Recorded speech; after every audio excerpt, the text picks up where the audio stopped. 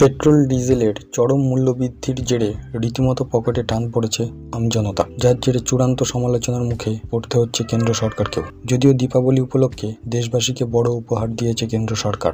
Petrol এবং ডিজেলের কমানো হয়েছে আবগারি শুল্ক। একদিকে যেমন পেট্রোলের ক্ষেত্রে আবগারি শুল্ক কমেছে 5 টাকা, তেমনি অন্যদিকে ক্ষেত্রেও কমানো হয়েছে 10 টাকা। একই সঙ্গে কিছু রাজ্য সরকারও ভ্যাট কিছুটা কমিয়ে দিয়েছে, যার ফলে এই চরম মূল্যবৃদ্ধির মধ্যে সামান্য স্বস্তি পাবে জনতা। তবে এটি কোনো স্থায়ী সমাধান নয়। পেট্রোল ডিজেলের ক্ষেত্রে জ্বালানি নির্ভরতা কমানোর জন্য আরও একটি স্থায়ী সমাধানের দিকে হাঁটছে কেন্দ্র সরকার। পরিবহন মন্ত্রী নীতিন গডকরি জানিয়েছেন, আগামী কয়েক মাসের মধ্যেই সমস্ত নতুন গাড়িতে ফ্লেক্স ফুয়েল ইঞ্জিন বাধ্যতামূলক করার দিকে এগোচ্ছে কেন্দ্র।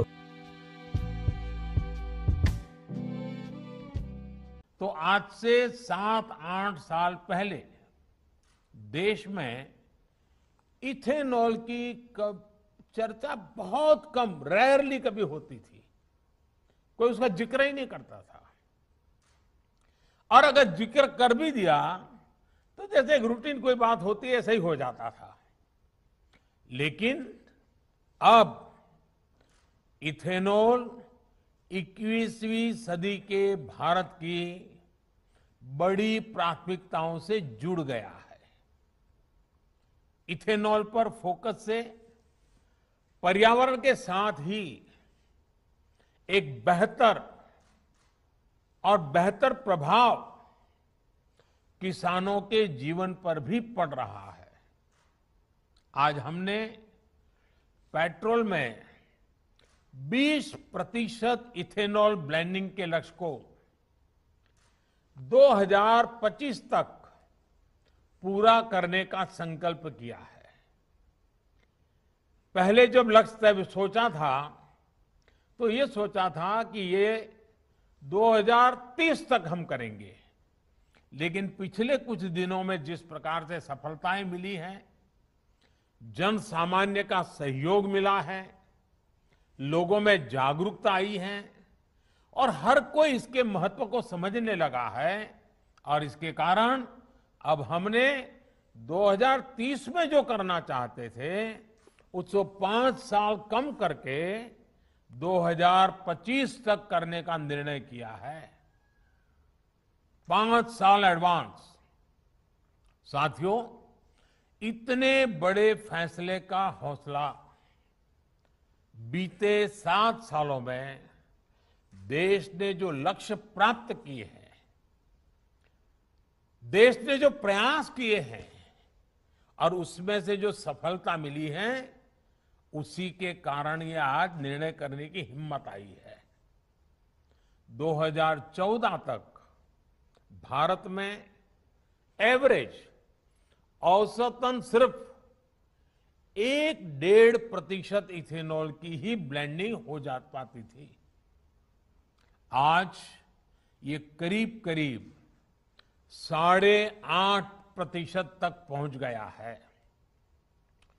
वर्ष 2013-14 में जहां देश में 38 करोड़ लीटर इथेनॉल खरीदा जाता था, वहीं अब इसका अनुमान 320 करोड़ लीटर से ज्यादा का है। यानी करीब करीब 8 गुना ज्यादा इथेनॉल खरीदा गया है।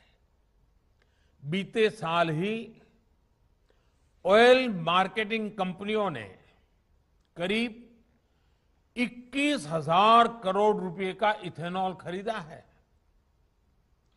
इसका एक बड़ा हिस्सा, जो 21,000 करोड़ रुपया खर्च किए गए, उसका बड़ा हिस्सा हमारे देश के किसानों की जेब में गया है। विशेष रूप से हमारे गन्ना किसानों को इससे बहुत लाभ हुआ है। वर्ष 2025 तक जब पेट्रोल में 20% इथेनॉल ब्लेंडिंग होने लगेगी, तो आप अंदाज लगा सकते हैं कि किसानों को कितनी बड़ी मात्रा में ऑयल कंपनियों से सीधे पैसे मिलेंगे। इससे चीनी से अधिक उत्पादन से जुड़ी जो भी चुनौतियां हैं, क्योंकि कभी कभी चीनी ज्यादा पैदावार हो जाती है तो दुनिया में भी कोई खरीदार नहीं होता है, देश में भी दाम गिर जाते हैं और बहुत बड़ी चुनौती पैदा रखना कहां वो भी संकट हो जाता है। ऐसी सारी चुनौतियों को कम करने में और इसका सीधा लाभ गन्ना किसान की सुरक्षा से जुड़ जाता है, ये बहुत लाभ होने वाला है। নতুন করে যারা যানবাহন কিনতে চলেছেন এই সিদ্ধান্ত কিছুটা উপকারে আসবে তাদের। ফ্লেক্স ফুয়েল হলো গ্যাসোলিন এবং মিথাইল বা ইথানলের মিশ্রণ থেকে তৈরি একটি বিকল্প জ্বালানি। একটি ফ্লেক্স ইঞ্জিন মূলত একটি আদর্শ পেট্রোল ইঞ্জিন, আর সেই কারণে এই ইঞ্জিন ব্যবহার করলে অন্তত প্রত্যেক লিটারে অনেকটাই সাশ্রয় পাবে জনতা। সড়ক পরিবহন মন্ত্রী নীতিন গডকরি জানিয়েছেন আগামী 6 মাসের মধ্যেই এই নতুন নিয়ম লাগু করার কথা ভাবছে কেন্দ্র। কেন্দ্র সরকার সমস্ত অটোমোবাইল কোম্পানিগুলিকে অনুরোধ করবে তারা যেন ফ্লেক্স ফুয়েল ইঞ্জিন ব্যবহার করেন। এই নিয়ম অনিবার্য হিসেবে লাগু করা হবে। এই মুহূর্তে প্রতি লিটার ইথানলের দাম 65 থেকে 70 টাকা। অন্যদিকে সিএনজিতে গাড়ি চালালেও পেট্রোল ডিজেলের তুলনায় অনেকটাই সস্তা, আর সেই কারণেই এই নিয়ম লাগু হলে পকেটের চাপ কিছুটা কমবে জনতার। সাধারণত 1 লিটার ইথানল 800 গ্রাম পেট্রোলের সমান কাজ করে। এছাড়া এই বিশেষ ইঞ্জিন বৈদ্যুতিক শক্তি তথা সিএনজি, বায়ো এলএনজিকেও জ্বালানি হিসেবে ব্যবহার করতে পারবে। তাছাড়া এর দূষণও পেট্রোলের তুলনায় অনেকটাই কম। বলা হচ্ছে এর মাধ্যমে সাধারণ মানুষ দামি পেট্রোল ও ডিজেল থেকে মুক্তি পাবেন এবং যানবাহনের জ্বালানি প্রতি লিটারে মাত্র 60 টাকায় খরচ করতে হবে আমজনতাকে। কেন্দ্রের তরফ থেকে জানানো হয়েছে ফ্লেক্স ফুয়েল ইঞ্জিন নিয়ে নিয়মিত কথাবার্তা চলছে। তো ধন্যবাদ বন্ধুরা ভিডিওটি দেখার জন্য। এই ধরনের আরও গুরুত্বপূর্ণ ভিডিও সবসময় সবার আগে পাওয়ার জন্য অবশ্যই আমাদের চ্যানেলটিকে সাবস্ক্রাইব করে সঙ্গে থাকবেন। ধন্যবাদ, দেখা হবে পরবর্তী ভিডিওতে।